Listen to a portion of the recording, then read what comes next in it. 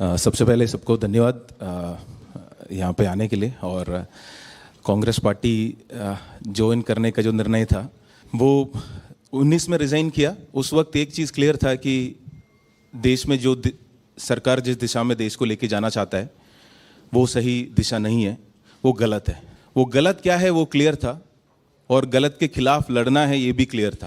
पर ऑल्टरनेटिव क्या है वो उस जर्नी तक पहुंचने में मुझे खुद भी क्लैरिटी की ज़रूरत थी। तो कई सारे 80-90 जिलों में घूमे, ट्रैवल किए, लोगों से बात किया, कई सारे लीडर्स से मिले।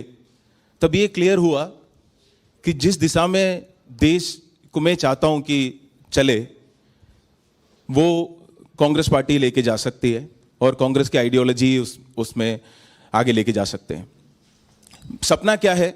जहां पे हर नागरिक अपना उनको अधिकार मिले, अपना सपना देख पाए, वो सपना पूरा करने का कोशिश कर पाए, उसमें सरकार उनका मदद करे, और अगर नहीं करे तो उसी सरकार से सवाल पूछने का उनका हक हो। सिर्फ सपना देखना एक नागरिक वो नहीं है। अगर सपना पूरा करने में सरकार क्यों नहीं उनकी मदद करते हैं, वो उसके सवाल पूछना भी जो एक नागरिक का अधिकार है। जो 2014 से मैंने जो नोटिस किया वो एक चीज थी कि हम बहुत मुश्किल से प्रजा से नागरिक बने थे। कई सारे राजा पहले भी थे। प्रजा से हम नागरिक बने क्यों? क्योंकि प्रजा सवाल नहीं पूछ सकते थे। सवाल पूछे तो तुरंत राष्ट्रद्रोही या राज्य के खिलाफ बोलने वाले ऐसे माने जाते थे।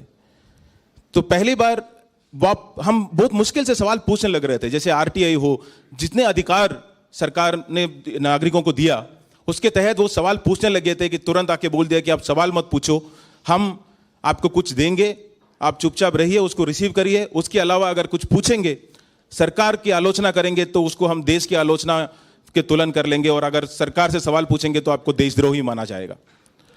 ये बात से मैं बिल्कुल सहमत नहीं था। देखिए, जिनको लगता है कि सरकार सही काम कर रहे हैं वो उसकी पूर्ण सम्मति दे, वो देश प्रेमी हो सकता है।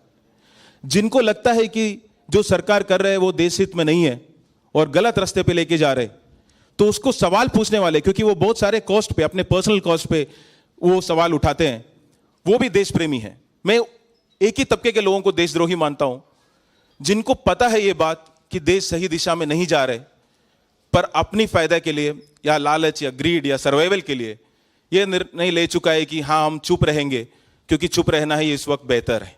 तो जो मैं उस तरीके का देशद्रोही नहीं बनना चाहता था। मुझे ये था कि मुझे जो अपनी बात रखना है, सवाल उठाना है, वापस हमें प्रजा नहीं बनना है, हमें नागरिक रहना है।